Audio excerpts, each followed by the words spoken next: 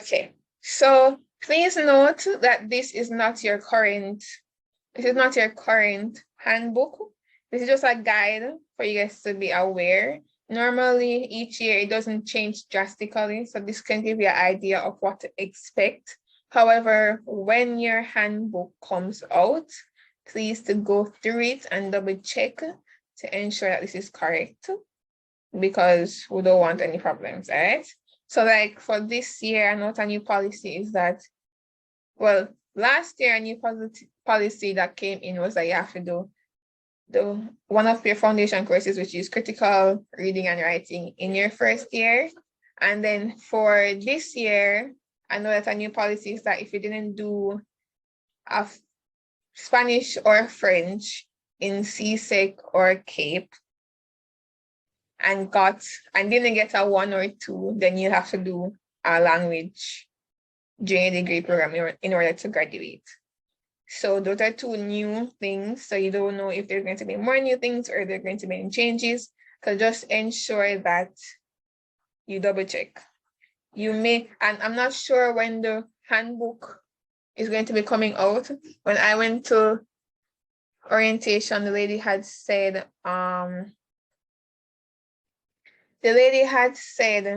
that it'll be coming out during the end of the month. So I'm not sure if it's going to be before or after registration starts. So my advice, if it comes out after, is to just register based on what was there for the previous times and what you already know. And then if there's any changes, you can just change it after. Because, for example, the social science courses like econ and accounts, those will fill up very fast. And also the foundation course for the second semester, that will fill up very fast.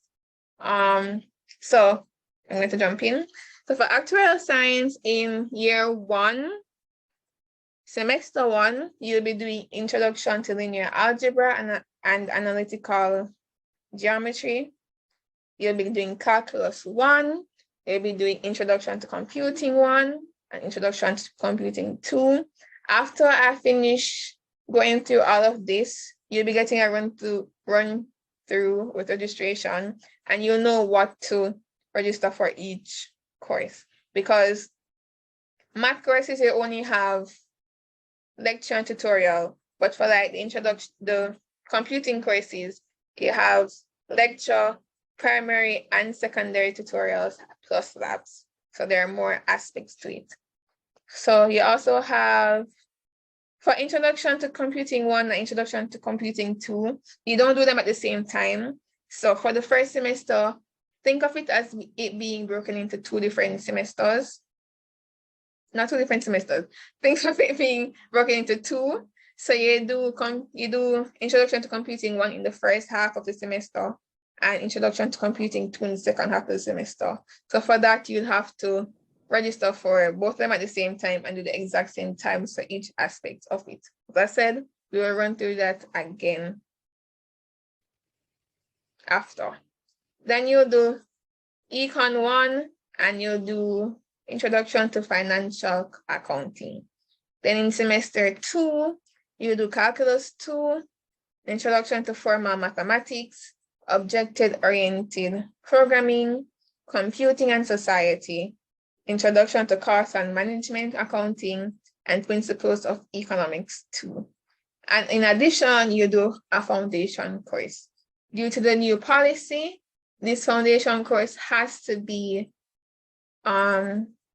critical reading and writing. Please note that if you did not get a 1 in CSEC English or a 1 or 2 in CAPE Communication Studies, you have to do the year-long program, or you'd have to have sat the ELPT test, and based on your results from that, it would determine if you do the semester long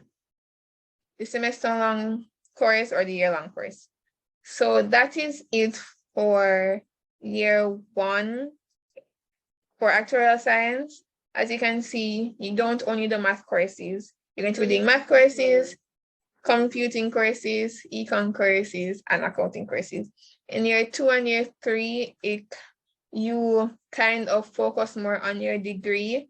Year 1 is kind of like a introduction to the degree in a sense. Year 2, you focus more on year 2 and year 3, you focus more on each thing. So I'm just going to cover this. I know I said I was going to cover year 2 and year 3, but for electives for actuarial science, you're not free to choose your electives. If you look in the handbook, you get a specific list of electives that you may choose from. Let me see if I can bring it up. Give me a second.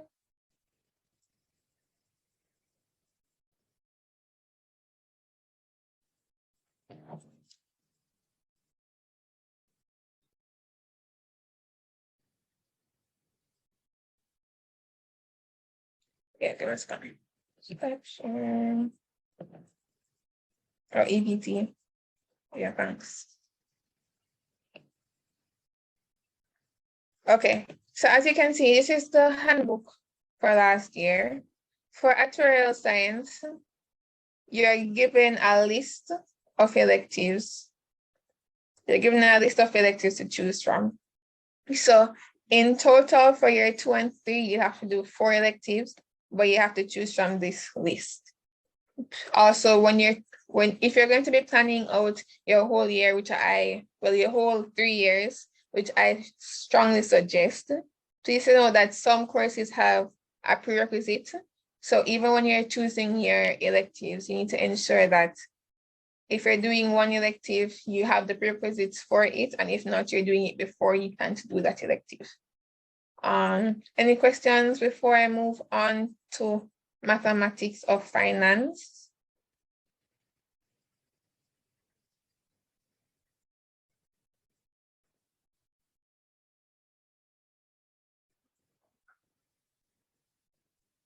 No, none? Okay. Oh, there's something in the chat. Oh. For mathematics of finance. Question, is there someone doing mathematics of finance in here?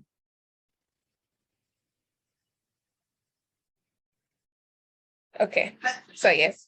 Okay, so for mathematics of finance, your first year is similar to actuarial science. Sorry, can you please repeat your question before? What did you ask?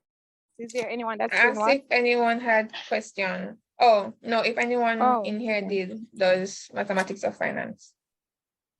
And someone raised their hand, so yeah. Abby, someone's asking for you to zoom in. No problem. Is that okay? Or I need it more?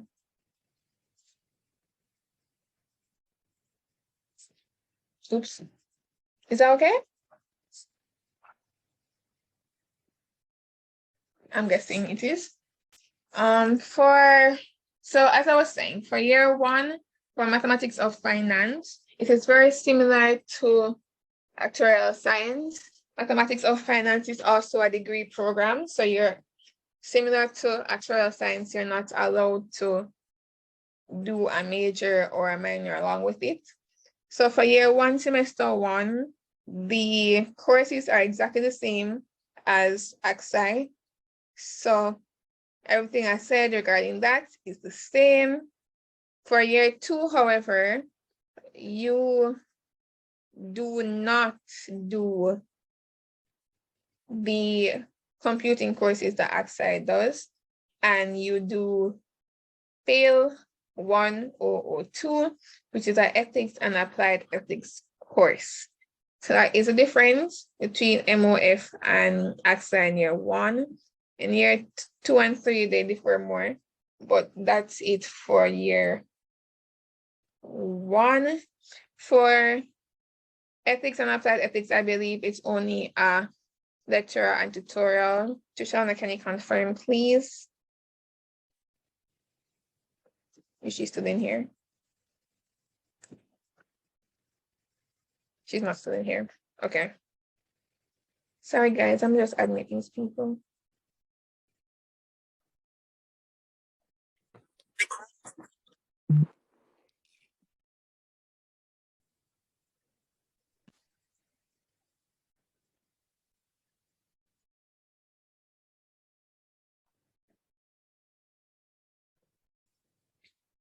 Okay, everybody is in now.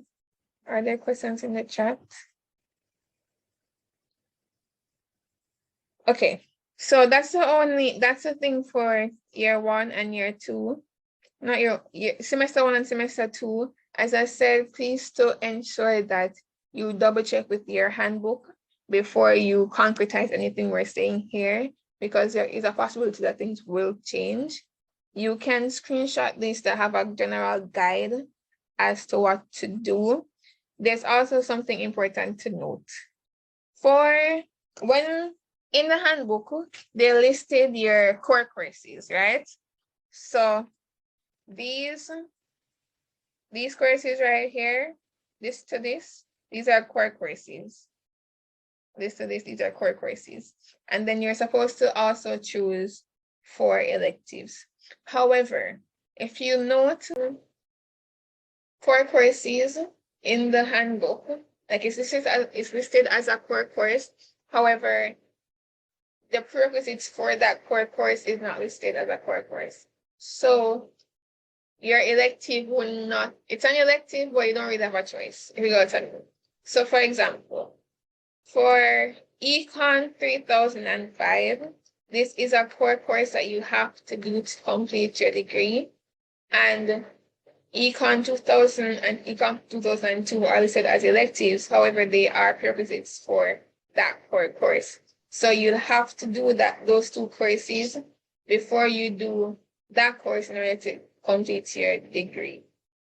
Also, for Econ 3072, a core course for that is Econ 2003. This is why I have these highlighted. Although you are free to choose when you do your courses, because you have to pay in mind that you have to do the prerequisites before you do the other course. So I would put this here so that you can complete it before you do this. Because foundation courses can be done anytime except which you have to be in first year. But then other than that, you can do it anytime. And then if you're a person who chooses to do summer school so that you can lessen the load in each semester, you can also organize your courses based on that. Next thing I'm going to move on to is statistical science. Please to note, I am not really accustomed to this degree. Hence, I'm going to try and give the most accurate information that I can based on last year's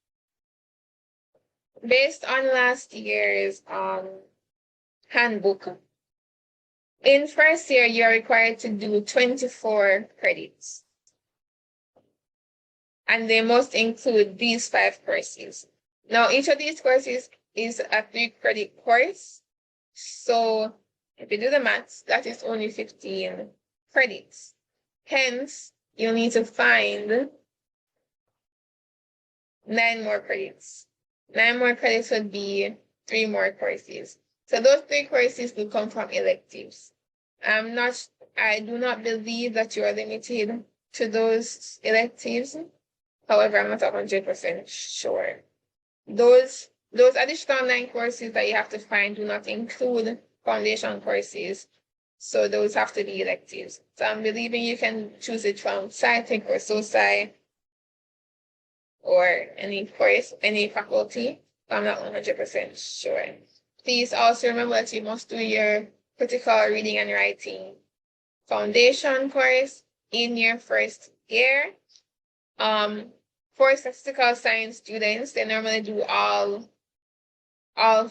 3 foundation courses in their first year, since that's where they have most of their time.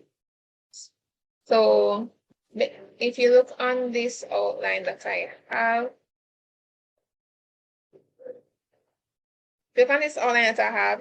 you see that you have all 3 of your foundation courses in first year.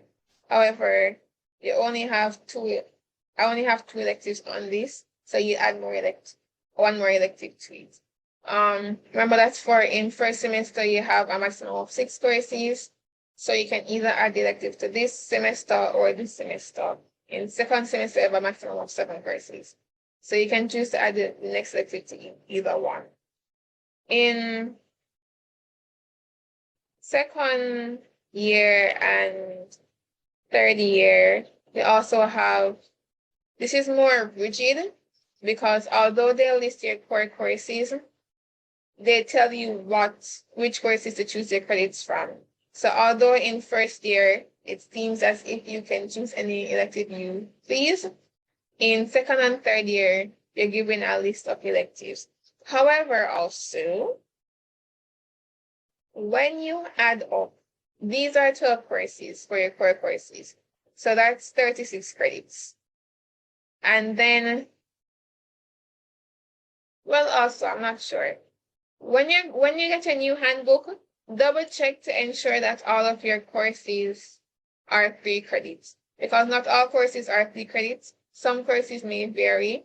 I'm not sure if for math department we have any 6 course credits. So I'm going off of that all these are 3 credits. So if they are all 3 credits, this only add up to 36 plus 12, that's only 48. So you still have 12 credits to complete to meet the requirements of your degree. I will contact someone or I will add someone in the group, in your math specialist group, who did statistical science so they can answer any additional questions because I do not want to give anyone any wrong information regarding that. Is that okay for everyone? Was someone asking a question?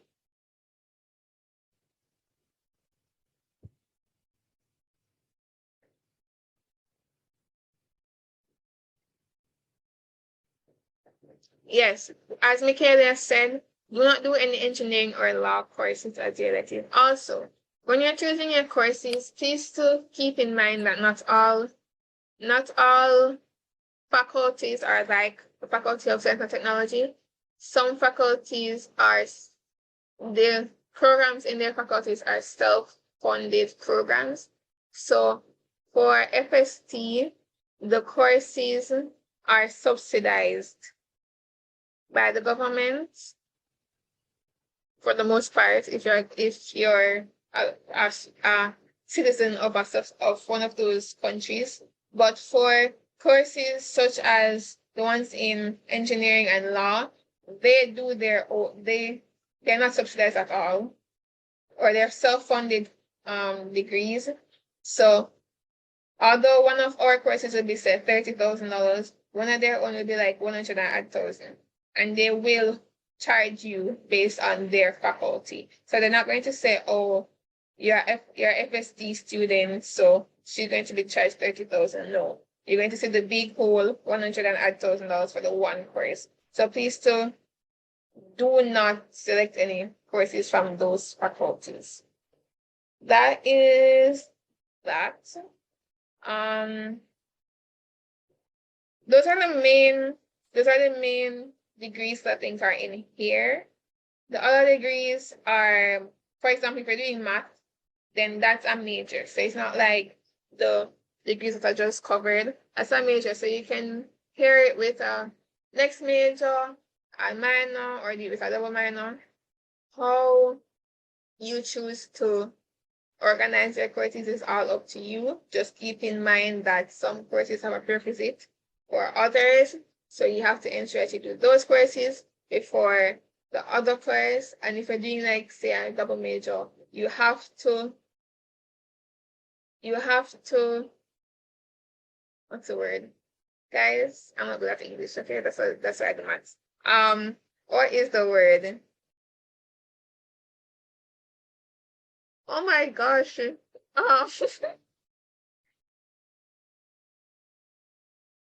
Anyways, you have to cover everything for both of the majors. So just keep that in mind.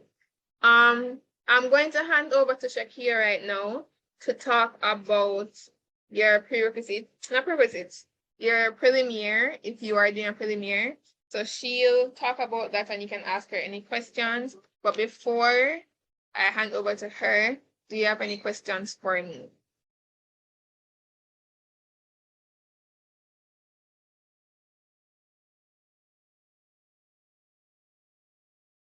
Good afternoon again, guys. So, if we're doing prelim, it might as well take advantage of the extra year.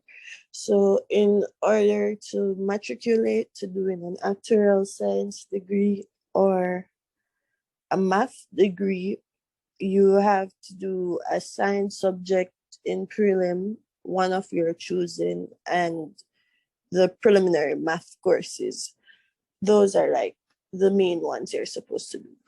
I also advise, however, that if you do a foundation course or two, if you can, in preliminary year, and also the courses, some first year courses do not have a CAPE level prerequisite. So like courses like Econ 1000 and 1012, you can also do those in your preliminary year along with Comp 1220. If you can get rid of that from prelim, please do, because it's a total unnecessary first year stress. Some persons can also do accounting in prelim based on your CSEC courses. But yeah, if you have any further questions, you can message me in the chat and I'll send you my number. Or you can ask them now.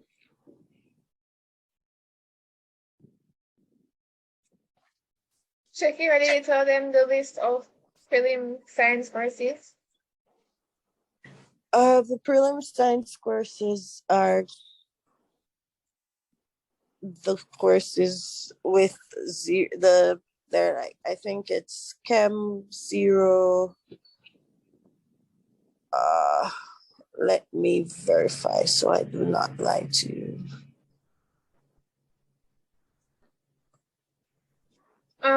Miss Bennett, I'm not sure if you're trying to speak, but we're not hearing you.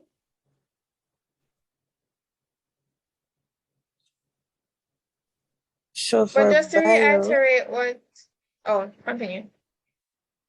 For biology, the prelim courses are BIOL 0011, BIOL 0012. Guys, for prelim courses, the course code will start with a 0. So for the science subjects, so Chem would be Chem 0011 or 0012. However, the thing with prelim courses, they are 6 credit courses. So for biology, you would do each course, you do 1 course per semester. For physics, it's 4 courses, each worth 3. So you do 2 courses per semester. It's not that hard as it sounds, because for physics, those 2 courses would each be 6 weeks courses. So you would do 1 in the first half and the other in the second half. For chemistry, I believe it's only 2 prelim courses. So you do 1 per semester, each worth 6 credits. And also the credits that you acquire from prelim courses do not contribute to your degree. First year courses don't contribute to your degree GPA, but it will contribute to your cumulative GPA. So if you want to keep that in check, it's best that you try to perform as best as possible during your prelim year. Do not think of it as CAPE as well, because the lecturers do not treat you like high school students, and some of the content is CAPE level content, there's also stuff that will just pop out. So somebody asked how many credits required to pass prelim year. prelim doesn't have a set required of credits to matriculate. Repeat? It doesn't have a set, you don't need a set amount of credits to pass. What you do in prelim is basically acquire the prerequisites the first year. But if you're a full-time, the amount of courses that you register for is based on your registration status. So if you're a full-time student, you have to register for a certain amount of courses. I don't remember the number. Is it 4 or more, Abby? Abby, what are you asking? Full-time students, they have to It's register. 5 minimum. Yeah. By the way, guys, what I learned, right? So I'm gonna pause the recording. Question. Hi, so I'm just making sure something from the table that you had with like each course within each semester on each level. I'm just asking if each course isn't specific to a semester, because I checked the handbook and Okay. they specified like which courses are offered in which semester, and I kind of made something to go off of that, but you had something a little bit different, so I was just asking if it's offered in specific semesters. Which degree program? Okay, so I made a table overall for actuarial science and mathematics of finance and basically combine them. So both of those. Explain, please. I'm confused. Which degree program are you going to study? Oh, mathematics of finance. Okay. So mathematics and finance. Okay, so the thing is that you can't only look on what semester it's offered. You have to also look on if it's a prerequisite for our next course. Let me go back on it. Note that I don't think everything is that as rigid, so it might not be. I'm not sure if there can be, but it is a possibility that there's a little difference. But for example, Calc 1 is a prerequisite for Calc 2, right? So you have to do Calc 1 before you do Calc 2. Introduction to Computing 1 and 2, those aren't prerequisites for anything that you're going to be doing. However, I believe they're only offered in semester 1. So you have to do them then, right? Principles of Econ 1 is a prerequisite for not to cut you, Abby.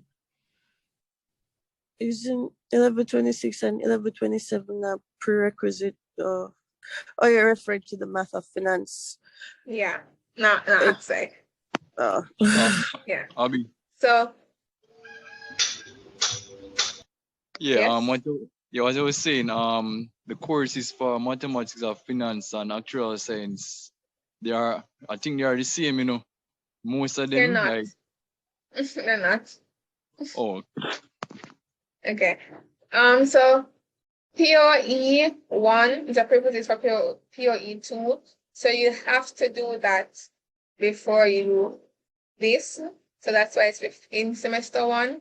And the same thing for the accounts course, the prerequisite for this accounts course. And then I do not remember if this course is a prerequisite for anything. Honestly, do not remember. But that's how we organize it. We organize it based on also the prerequisites and what semester it is offered in. So if when you did up your table, you're sure that you covered prerequisites for next course I do in the next semester and that it is only offered in that semester, then you should be fine. But it's just a general thing based on what our handbook had. Do you remember where it differed? For intro to Comp 1 and 2, because I was just doing it in a way that we wouldn't be overwhelmed with the amount of courses in each thing. But I have a similar thing where you do 6 in 1 year, 6 in the other year. I was just saying put Computing 2 in year 2, in semester 2, sorry.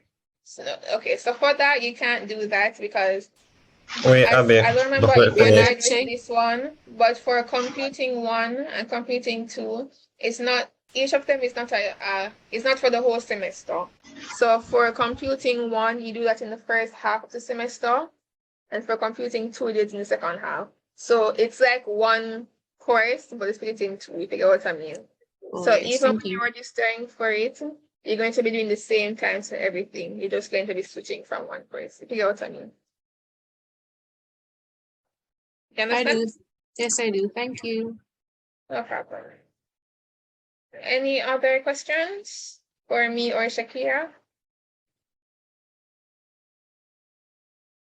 Everyone clear with the preliminary year? I know there was lots of questions for that in the chat. Yeah, I have a You go ahead. question. All right, so when I went to the early orientation, it wasn't specific to AXA, it was just FST. So they were saying that courses are not double counted, like the credits for them, they're not double counted. So if I do a year one course in my preliminary year that I qualify for it, if I do that, will they 1 second. I think I know where you're going So with sorry this. about that. Will they, like, if I do year one, do I have to go back to year two and pick something else to make up for the amount of credits? No, you don't.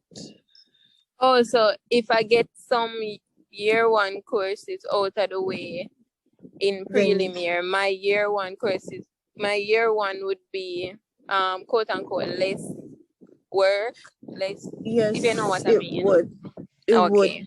But for me, I think year two has more courses. You'd have to do more courses in year two. So I would recommend that when you're in year one, you can do some of your year two courses then, and then you'd have less work in second year. Doing the year one courses in your prelim year is basically trying to lessen the time you're at you. Because with prelim year, if you don't try to knock out some of your courses for your actual degree, you actually end up spending the whole 4 years. So Shakira saying that you do some in year one is trying to reduce them. So you don't have to spend the whole 4 years. Probably do like 3 years, 3.5. You get what I mean?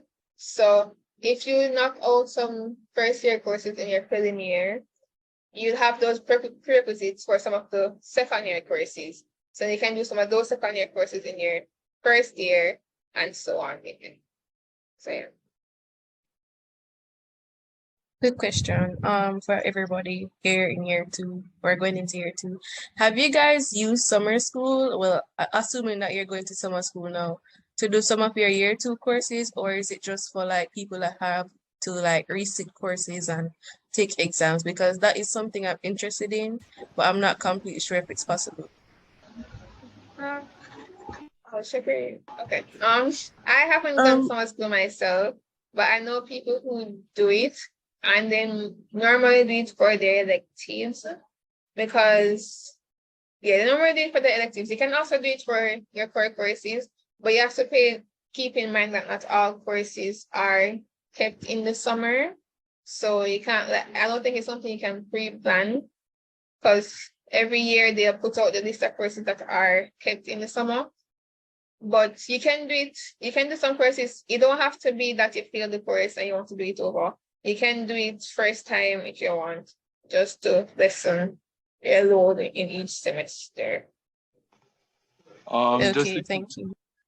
all right, I have an input. All right, so for the summer, what they normally do for the summer is that they normally do some of the electives or the foundation course, as what Abby was saying, right?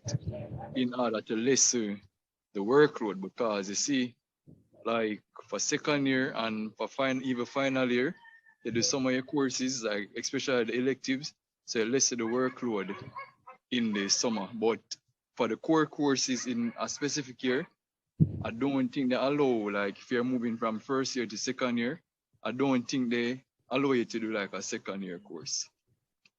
If you're going transitioning from first to second year, you'd have to sign up for a second year before you can do the core courses.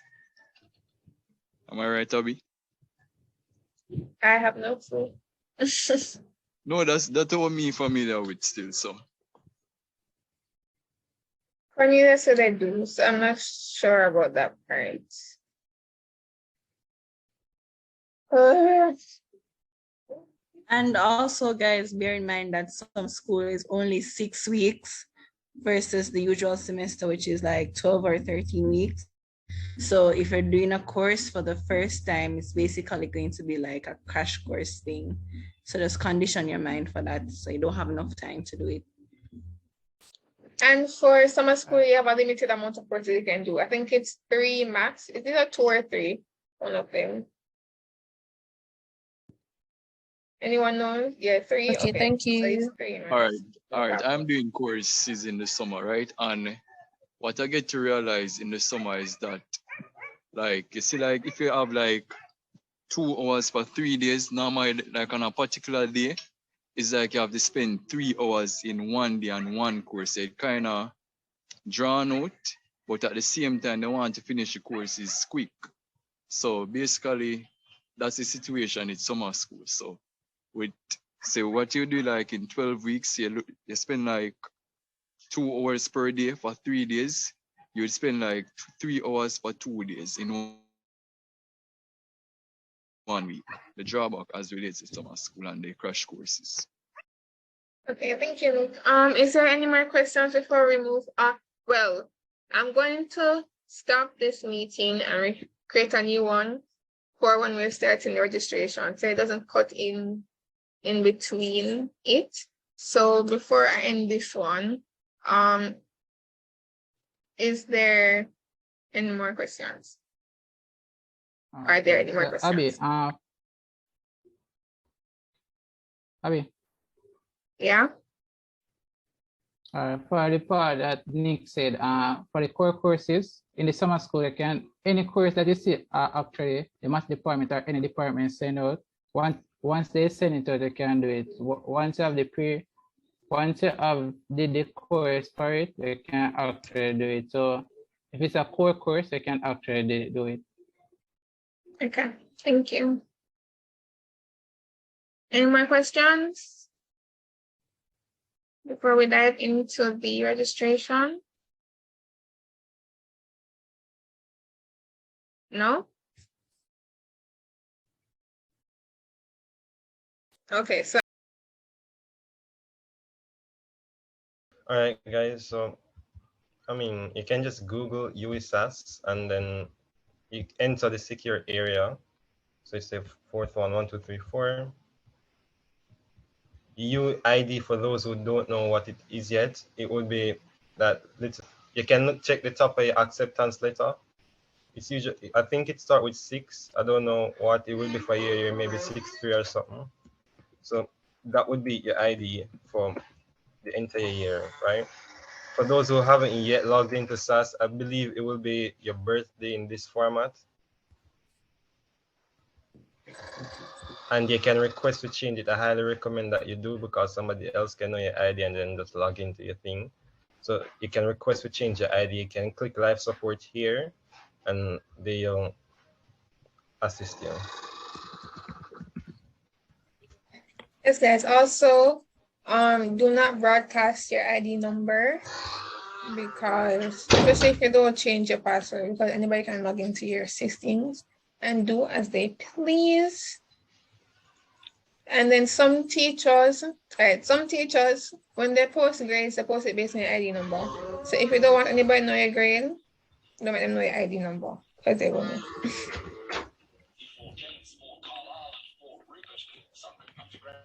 All right, so next up is, well, I'm going to show you how to register for your courses. So you'll have to click Student Services. Then it's registration, it's the first link. And then it's a banner 9 registration. You can ignore everything else under here and just click banner 9 registration. It's going to take you to a new tab and you click register for classes, right? You then choose which term. You'll be registering for term 1 and term 2. But for now, you can just click term 1 and you press continue. So registration hasn't opened yet, so you'll get this little arrow at the top Okay. right. You just ignore it for now, but it will look something like this. So it's browse classes and I click. So when you click register for classes and then you select the term, an interface looking similar to this or exactly just like this will come up. So you'll enter, so let's say you're doing a math course, right? You enter math and you choose that. Then you enter the course code, right? I believe you guys will be doing 1141. You can enter the campus, it will be Mona. You don't have to, by the way, you just need the first two. And you click search. Now you'll see the different times come up with the different instructors, right? Instructors. So like this one, it says math 1141, the title. The sector would be just, I believe, a stream. So you'll have different streams when there are different lectures. And this would be the CRN number. I'll show you what you can use it for later on. Could you explain what you mean by the sector, please?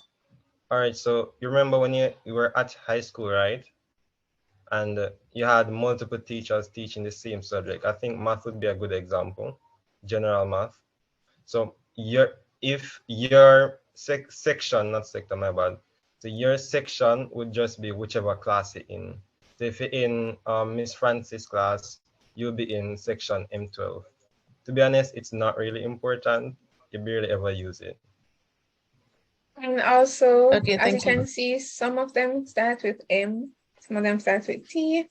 M means lecture, and T is for tutorials.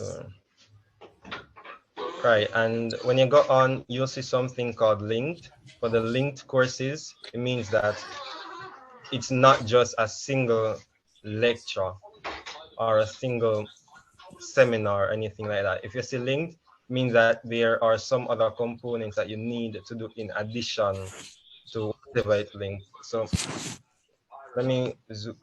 No, not that.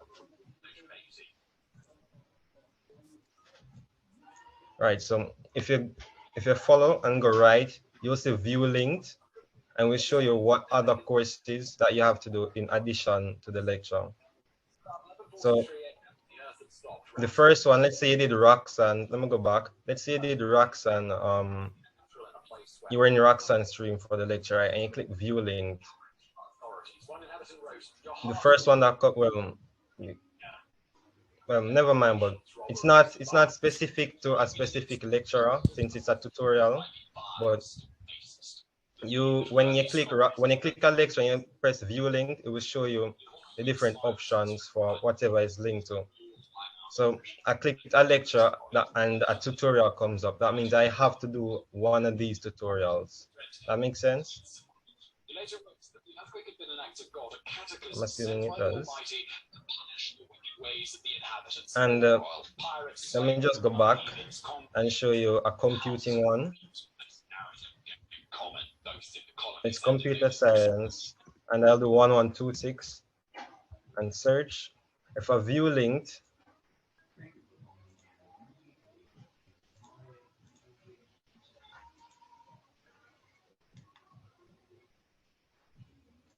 let me just restart and do it quick.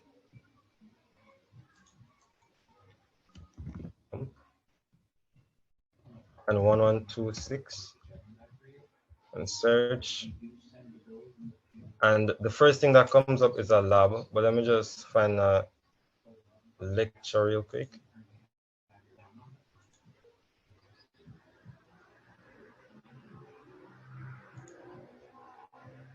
All right, view linked. And now you see a lab comes up, a secondary tutorial comes up, and a tutorial comes up, right? That means I have to register for the lab. I have to register for the secondary tutorial. I have to register for the tutorial, and I have to register for the lecture. So that's 4 things. So that's something to note as well for all your first year. Well, let me not say that, but for computing 1126 and 1127, I believe it's lab, tutorial, discussion, tutorial, secondary tutorial, tutorial, and lecture. For the math courses, it will be lecture and tutorial. For those who will be doing actuarial science, I'm not sure about anything else, you'll be doing another computing course in your second semester. It will be lab, one tutorial, and one lecture.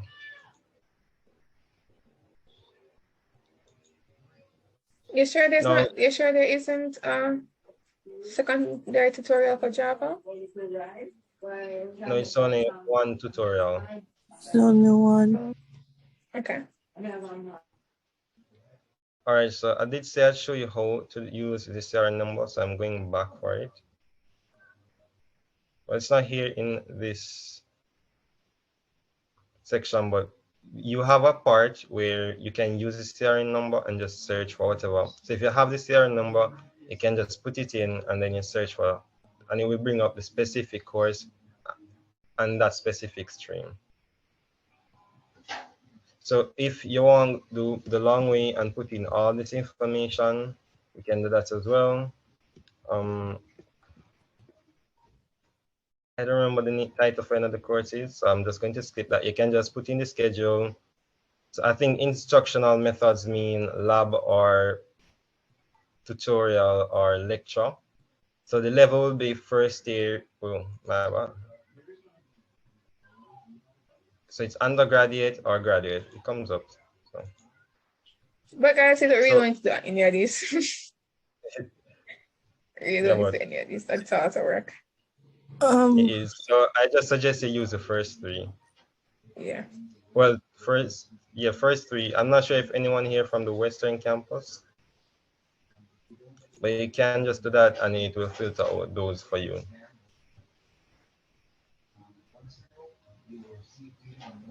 You should probably show, sorry. All right, go ahead, Shakira. I was saying you could probably show them where they can identify the number of persons in a class, because sometimes. Right. So instead, let me just show them it's phone.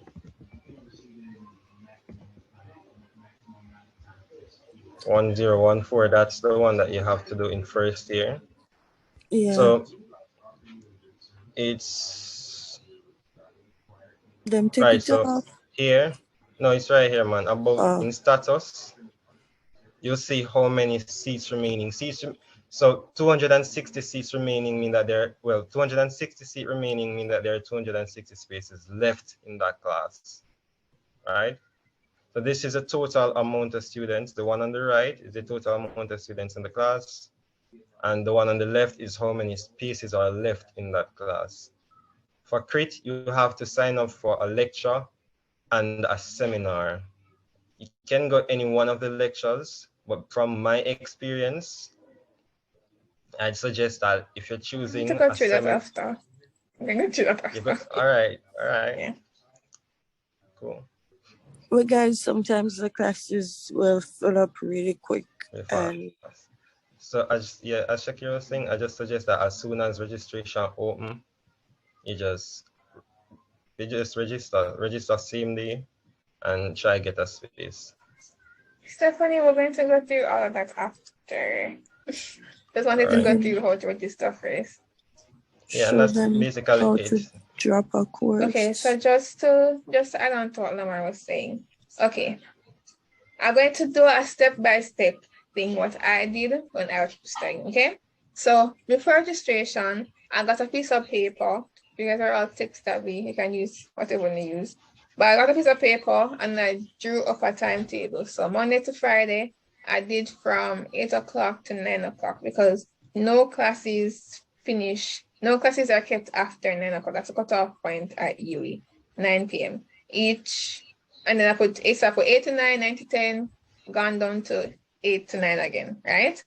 After that, I went and searched for each individual course and I looked at what times they had and which teacher I wanted, right? Okay, what teacher I want based on other person's suggestion, which you will give you after and what time. So then I drafted out my timetable because what happened is that for some courses, they might overlap for different times and you don't want to wait until registration come and then you see the bag of clashes, right? So I do that from before to ensure I don't have any clashes or to have the best times that are suitable for me. When I was starting first year, they had warned me to not take up a bag of 8 o'clock classes. So take that as you please.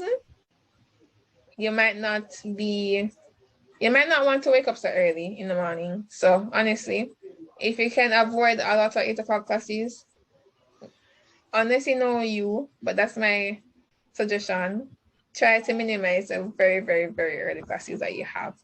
So after I did that, I wrote down all the CRNs for the classes I chose. One way to register, other than just searching for the class and then pressing add at the end of it, you can type in your CRNs. So I found that easier. If I had all my CRNs listed, I could just type in all my CRNs, press submit, and it register everything one time instead of me having to go through everything individually. So when I made my timetable, I wrote my CRNs, which you can see in that column beside section. You see CRN, so I just write down the CRN. Each lecture and each tutorial has its own CRN. So for your math courses that you'll be doing in each semester, you have a lecture and a tutorial. So you have 2 CRNs for those, right? For your computing courses in your first semester, you have a lecture, 2 tutorials, and a lab.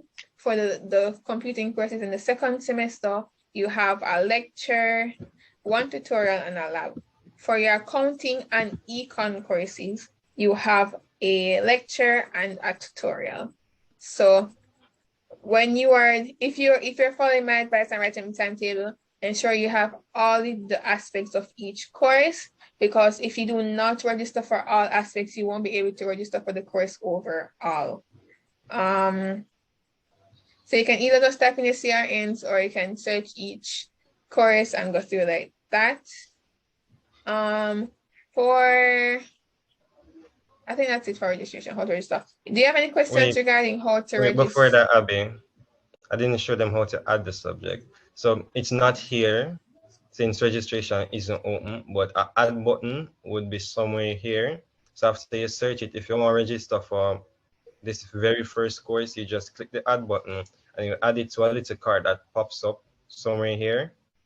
You can then view, when it pops up, you can view the courses that you've added to that card, right? And then at the end, when you've added everything that you needed to, you can, at the right, if you're seeing my mouse, at the right here, a little submit button would pop up, right? And one more thing before that, if you click the course name, it's a clickable link, it's a hyperlink, you'll see some information on that course, right? So of course the CRN name and all the general information that's already here is presented. You can look on the restrictions, right?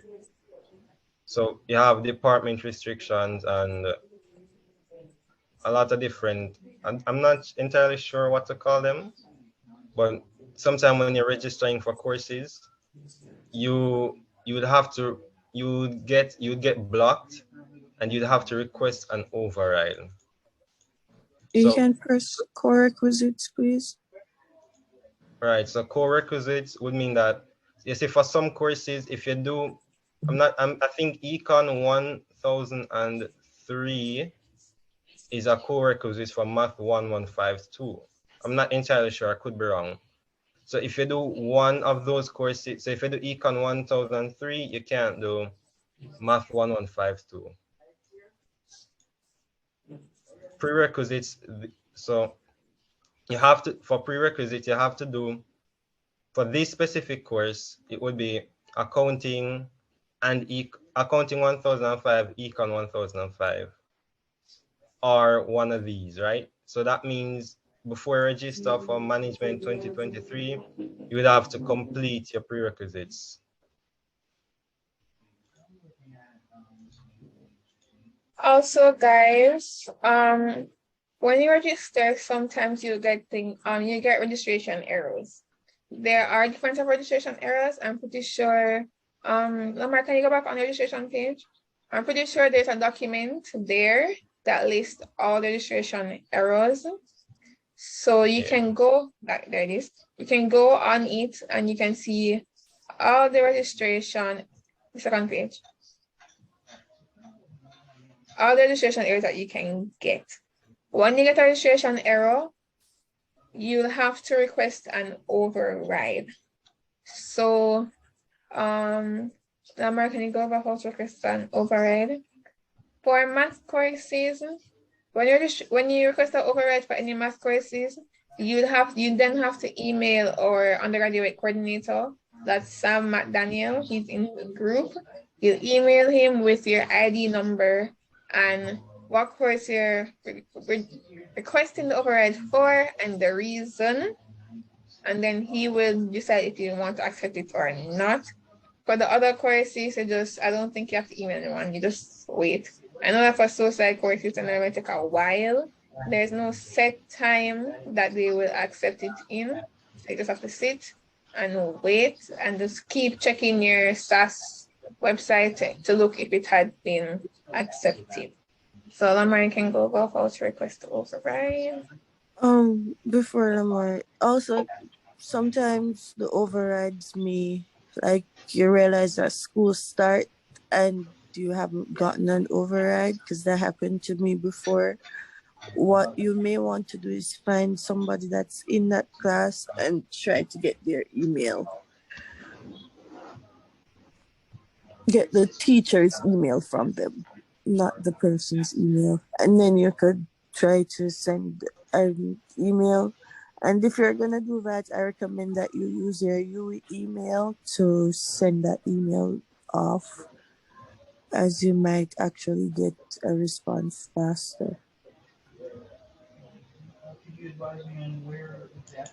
All right. All right, so to request an override, it's back to the registration page. So you would press request for course override error. All right, let me select a term first. Let me just select semester 1, submit. And then you press for course override error. So you would select the course. Well, usually when you're requesting an error, the error would come up on the system. You would see the course here, right? And then you would select whichever course on the drop-down list. You then put the note. So let's say the class was full or something. You can just say the class is full. And you submit request. Or if you want to be more formal, you just put the name of the error that you got, and well, you can just put the name of the error you get. Them just want to know what error it is really. Please also note, if you got an error because the class is full, just go and register for next class. You're probably not going. If there are other classes available for that same course, there's a slim chance you will get the override just because it's full. You have to go and find the next class. That is why we advise that you try to register as early as you can so that you can get the class that you prefer. Are math classes usually full? No. No. The classes that are normally full foundation. is for your foundation course, so like CRIT. The seminar wouldn't necessarily be full. Not the seminar, the lecture wouldn't necessarily be full, but for the seminar with the specific teachers, those for certain teachers, those normally fill up quick because some teachers they prefer for some. And also for social courses, so for accounts and econ. I'm not sure if econ normally fill up quick. Econ but I know that accounts. The econ normally fill up quick too? Yeah, man, Yeah. before on them courses? Okay, so for the social courses, because social is a very, very, very large faculty, those courses fill up quick also. When I was in first year, I had my provisional acceptance, and I didn't get the full acceptance until like the weekend before school starts. So like school start Monday, I got it until like the Friday. So the whole of the social courses were full, and they had to make a different stream for us. I'm not sure when you guys will be getting the full acceptance, because I know that some of you guys only have provisional and you won't be able to register until you get the full acceptance. So hopefully you get it in time so you can get teachers you prefer. Which teachers should we prefer? Like, do you have any We're going to cover tips it. for We're going to cover choosing it, good man. teachers? We're Okay, going to thank you. go to it. Yeah. All right, so that's basically it for registration. Okay. Any other questions, by the way? No? Regarding registration.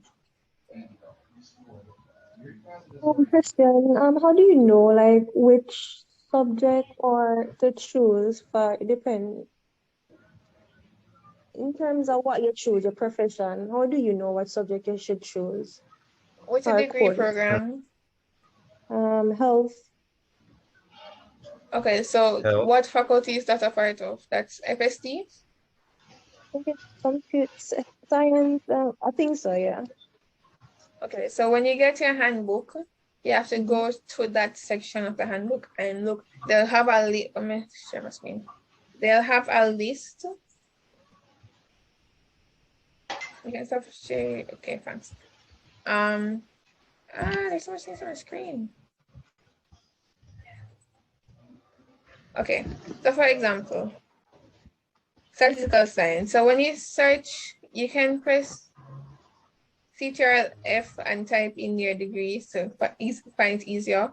When you get it, just show the list of courses that you're supposed to do. I'm not sure if your own is a degree program or a major, but based on that, you'll have to then plan out when you're going to do each. So some of them will have a prerequisite, some of them won't. Some of them are offered in a certain semester. So based on that, put out a degree plan and plan out what you're going to do for each year and what you're going to do in each semester. So just wait until you get your handbook, or you can use the last year's handbook to get a guide and then just update it if anything changes when you get your handbook for this year. Okay, thank you. I'll be not to cut you. Did you guys show them how to like drop the courses if they don't want to have like a particular course and they want to drop it? No, I don't think we'll have access to that right now to show them. Oh, all right. I just wanted to ask. Do we, Lamar? No, we don't have access to it until registration. Yeah, but guys, just to a general thing, when you add a course, it's going to have a status column. So it's the status column. One of the columns there, you're going to see add slash drop. And you just press that and press drop. No, you're going to say, what is it? Drop and have some plus signs beside it or something like that. No man, a web drop. Like they normally have web drop. That and then web drop it say. So you just press that and press submit and it's supposed to just drop automatically. It will drop. By the way, if it's that you chose the wrong lecture and you want to change your lecture, when you press web drop and you drop that lecture, it will drop both your lecture and your tutorial. So you then have to re-register for both the lecture and the tutorial. When it comes out, can I just follow the guidelines in the handbook? Is because it is the new one that is on it. I don't want to answer any question. Yes, you can, the thing, okay, I get what you mean. Yes, you can, you're supposed to follow your handbook. The only thing is that I'm not sure if it will be coming out after or before registration. So that's what I was saying, that you can use the current handbook just so that you can register before everything fills up, and then if there's changes, you can change it. But you can wait until your handbook comes out. There's no So problem with that. basically, when we're registering, we're just looking for some random tutorial, some random lecture, and that's it. And seminars and blah blah. Just something along those lines. What do you mean random? Because we don't know the lecturers to say, okay, all right, are we No, doing? that's what I said. We're going When to I look cover at it, it's like a bunch of options there, and I'm just like, I have to just choose one, and then the whole Yeah, timetable. some of It looks confusing. That's what I'm trying to say. Guys, so I think for lectures, they normally state the name. We're going to go through what lectures we suggest. And normally state the name for that. But I know so for some courses, they don't state the tutors. So for that, you just choose what time is best for you. yeah, that when you're choosing your classes, pay attention to the time. And I know like in high schools, you don't usually get the option to choose when you have class and all of that. Do not try to stuff all your classes into 4 days of the week or 3 days of the week, because you're going to end up feeling the pressure. Some persons like to put all their classes Monday to Thursday, so they have Friday off, or Tuesday to Friday, so they don't have school on Mondays. Please try to distribute your classes properly so that you have time to rest in between and actually revise the content. And please keep in mind that you have to travel to your classes. So it's not like you're going to teleport to your next class. So you need time to walk to your next class. So if you can avoid it, I know it's not always avoidable, but if you can avoid it, try not to stack your classes right back at each other. Have at least an hour in between to give you time to go to an actual class, because although by right each class is supposed to finish 5 minutes before, that's not a must. A class might even go over. So if you can avoid it, don't pack up your classes. But I'm going to try and check your. And the walk from SciTech to SoSci, you're gonna need more than 5 minutes. So you probably want to put some distance between your math courses and your computing courses and the ones that you have at SoSci. Like, don't put them exactly behind each other. Yeah.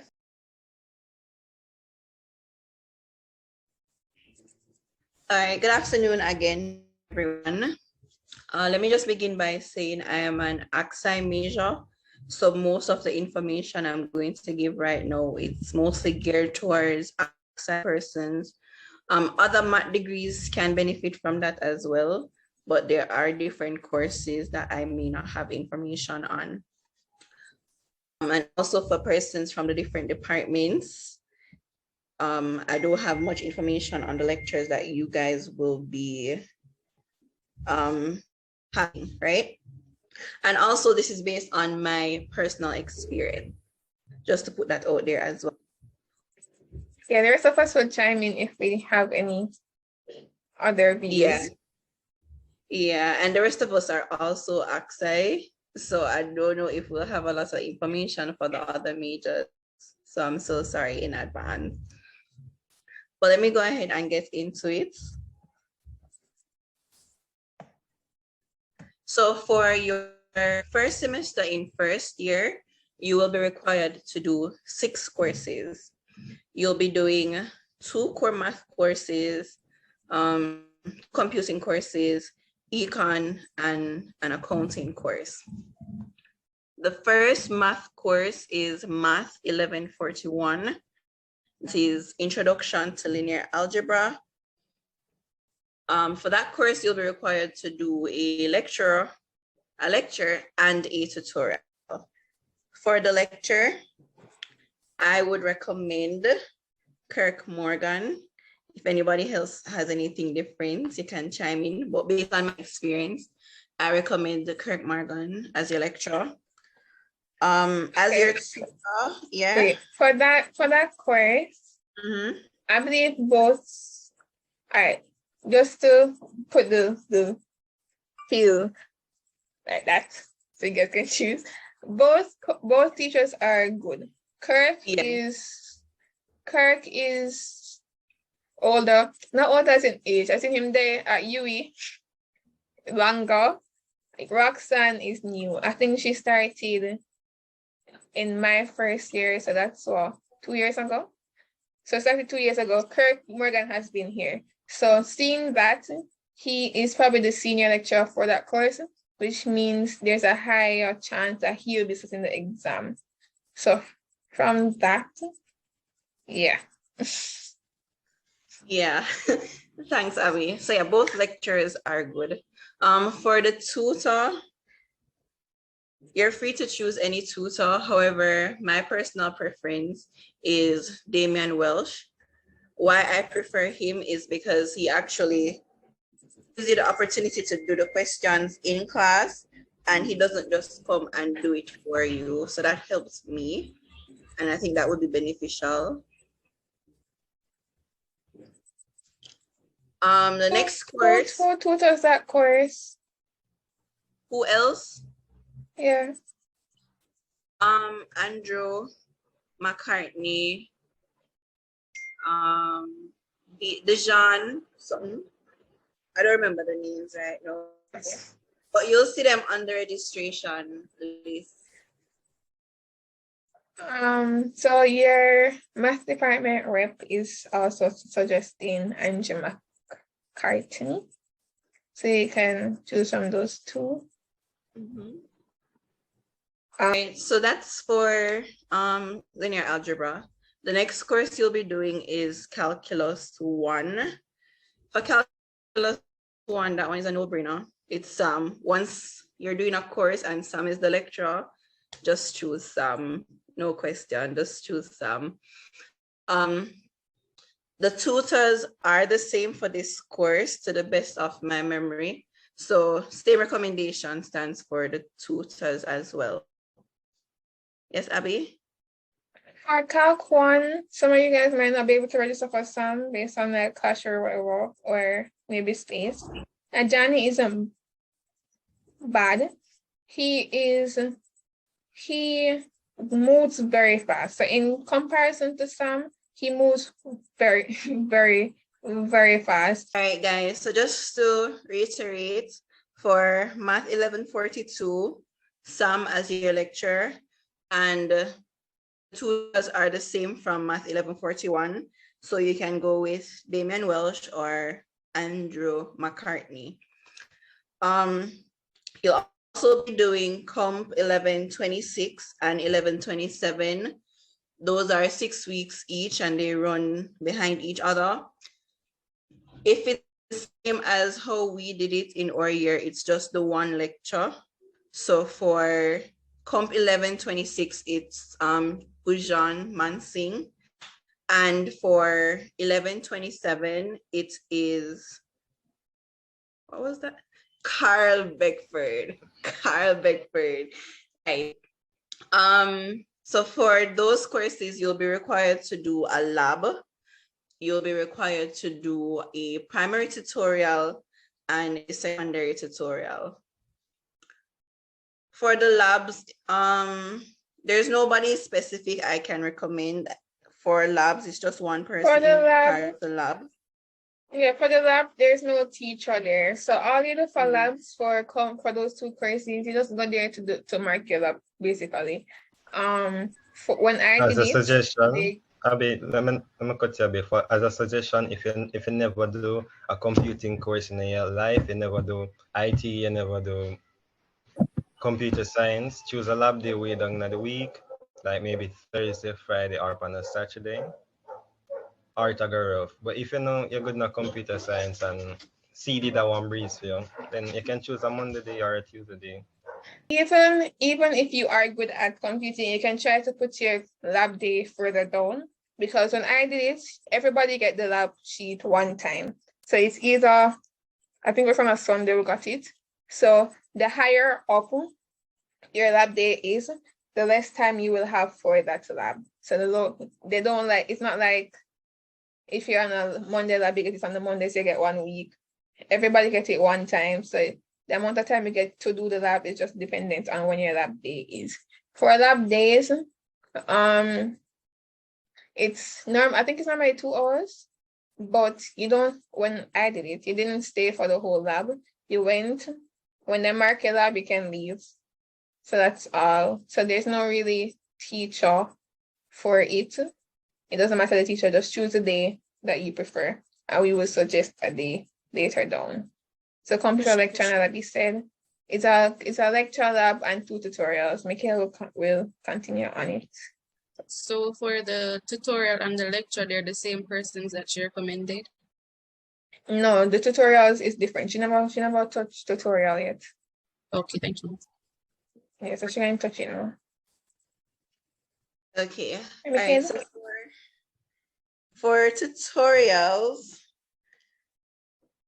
the person I would recommend for tutorial is Matthew Stone, especially if you are new to ComSci. Matthew Stone is really the way, the truth, and the life. And your ComSci grade will thank you for that. So Matthew Stone as your tutor. For us, Guys, there isn't even any or person for that. Matthew Stone. Yeah. I don't think you Still can Matthew. see. I don't think you can see who teaching tutorial still. So for now, just register for one, and then when school starts, try to find out when his times are and try to attend those. Because I don't think for tutorials, it's not like they might register anything. So you can go to any class you want. So for now, just register for any, because I don't think you're going to be able to see who is for each. And then when class starts, you find out. So once we're registered for a tutorial, we can basically just go to any one of the teachers. Should be. Yeah, once it fits So into your how time. does that work with like the topics? Like, do all the teachers just agree to teach a topic a week or something so that That's they the don't mix up thing. content? That's the thing. I suggest you try to stick with one teacher, but I'm just saying that right now you wouldn't know what teacher it is. So when school actually starts, find his times and then stick with him. You know what I mean? So don't just fluctuate. Okay, no But problem. Thank for ComSci, each week they get a sheet that they're supposed to cover. So I'm thinking that they should be covering the same thing each week. I'm thinking. Yeah. No, Kaylee. I think the only course that they might register us for is foundation. So that seminar. For crit, that seminar, you have to stick with that person. You can't switch. Look at those. So Bobby, I have an input as it An relates account, to. yeah. All right, so my input is that, all right, so saying that school is going back face to face, right? You know, the online situation where we could like go to any lecture. All right, so seeing where it's going like face to face, and a person like don't like, not, I'm not going to say don't like, but it's not really comfortable with a particular lecture. You know, it kind of challenging for like rearrange up the timetable. What would you advise as to, you know, assisting with that? Guys, life ain't easy.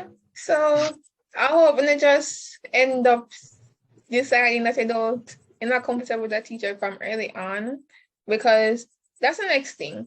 These, let's try to formulate this properly. Not for lecturers, they would teach at a different pace, right? And they don't necessarily teach the same topic at the same time, because some lecturers might think that this order is better than this order. So if you go to try to decide if you're going to switch from early on, because it'll be harder to adjust if it's like, say, mid of the semester or like later to the end of the semester, because you can't really compare your notes to see any discrepancies, because enough notes that. So just try to decide from earlier on, because although we're giving you suggestions, everyone is different. What we might prefer might not be for you. So yeah, that's all. And just hope for the best. Hope for the best. Okay, we can continue. Okay. All right. So that was it for Comp 1126 and 1127. So all recommendations Wait. are the same in terms of tutors. Just the lectures are different, and it's just the one lecturer for the course. So you can't choose which lecturer.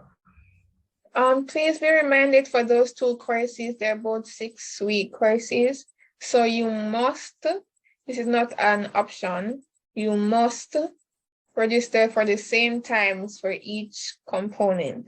So when you go on 1126 and you choose a lecture and you look on what lecture time, see that it's one lecture, the time should already be matched. So that should be fine. But when you go on the tutorial, please to ensure that the exact same time and days, this exact same everything for that tutorial is the same exact thing you register for 1127. And the same thing for the lab, you're supposed to register for the same time. So when you see the timetable come up after you're done registering, you will see that it says a clash for those two courses. Do not pay it any mind, it's supposed to clash, seeing that you're not doing both of them at the same time. Does everyone understand that? Let me go over that one more time. They're basically the Okay. same class. So everything that we're registering for every lecture, both of those courses should be the same time. Every tutorial for Yes. both of those courses should be the same. Yes, Yeah. and the lab, precisely. Everyone else clear on that? Just need one person to say yes.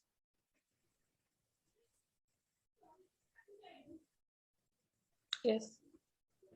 Okay. Can continue. Okay, so the next course for semester 1 is Accounting 1005, and that's Introduction to Financial Accounting. For Introduction to Financial Accounting, I would recommend 2 lecturers actually. Joan Thomas Stone, she's the primary lecturer, and she usually has the early classes. Dwayne Paul, he is also a great lecturer. I was his class rep.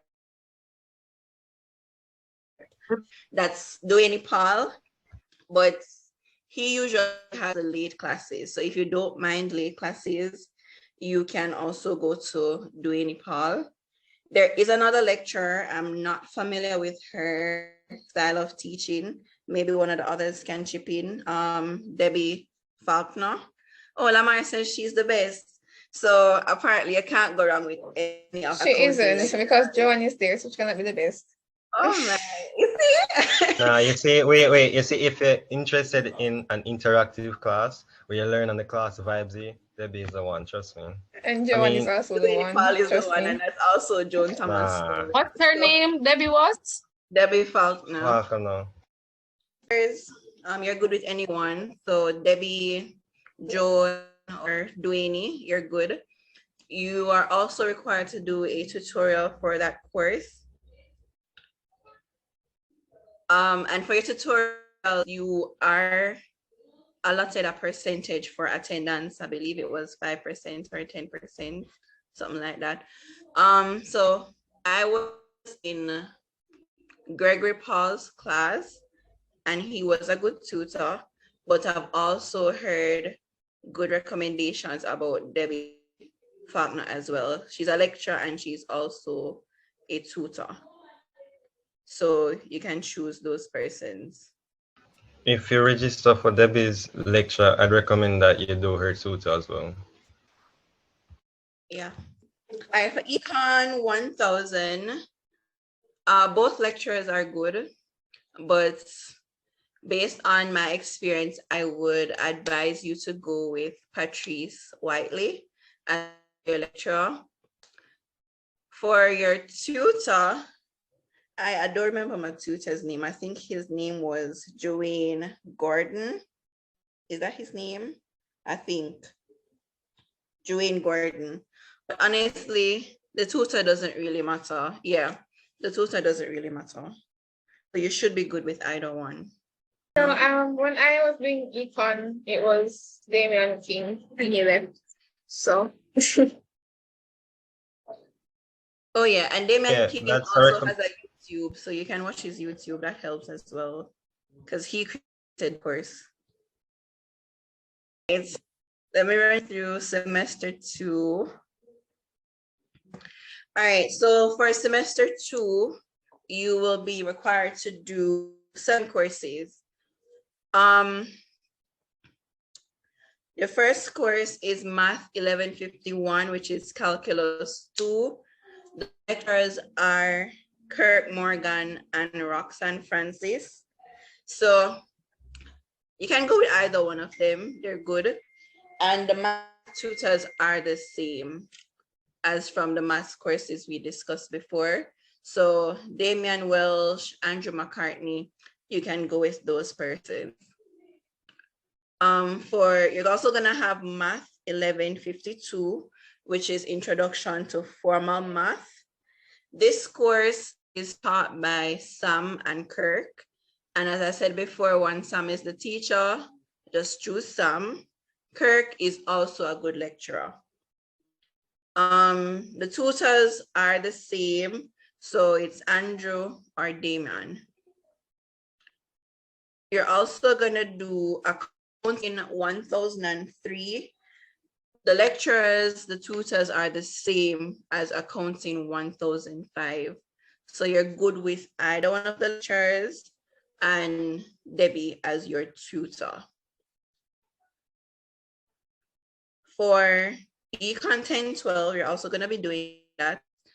When I had it, it was just one lecture, and that was Jodian Robinson. So if it's the same, it's just one lecture. So you don't really have a choice in the lecture, just a choice in the time that you go to class, because she did have different class times.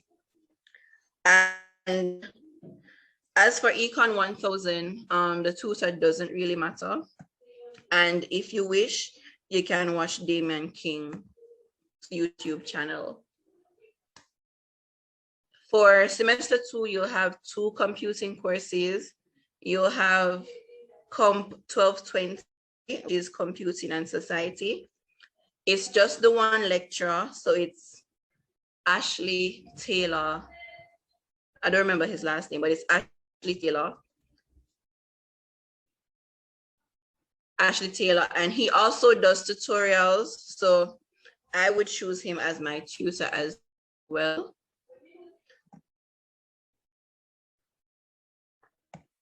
Ashley Taylor Hamilton, right? So I would choose him for both lectures and tutorials. You're also gonna have a Java course. You're gonna have a Java course, which is Comp 1161. That's just one lecture. At the time we did it, it was Paul Gaynor. And the tutors for this course are the same as the computing course we did in first semester. So again, Matthew Stone is the way, the truth, and the life, and your grade will thank you for it. And the last thing I think we need to touch on is the foundation course. So the new policy is that you have to do critical reading and writing, which is Found 1014 in first year. So at the time we did it, it was just one lecture. She is Jasmine Lawrence. And for your seminar sessions, and the seminar sessions are what really matter, I would recommend Kayleen Aiton Swell, or Swell Aiton. Is it Swell Aiton? Yeah. Swell Aiton. Well, Aiton, yes. I'll recommend her. And her classes tend to pull up really, really fast. So try to register from early. Repeat. It's Kayleen Swell Aiton. Well, Aiton. Can somebody type that in the chat, please? I can't make out how to spell that. But guys, and by the way, when we said recommend, we mean strongly, strongly, strongly. Strongly. Strongly times 100. Recommend. Which foundation course do you recommend us to do? The 1014 or the 1019? Oh, I'm not sure about, wait, recommend you to do The one you do is based on your CAPE and CSEC grade and also EPT test. So if you got a 1 in English language, CSEC, or a 1 or 2 in communication studies, you would do 10-14. If you did not, then you have the opportunity to do the EPT test, and based on your grade on that, they would tell you if you pass or fail or whatever. And if you pass it, you can also do 10-14. If you did not, then you have to do a year-long course, which is 10-19. So it's not like an option that you choose which one. It's based on your grade. Oh, thank you very much. Yes, no problem. But what if you got 1 in CSEC and you got like a 3 in com studies? If you got the 1 in English, if in English language, you do the 10-14. Okay, thank you. No problem.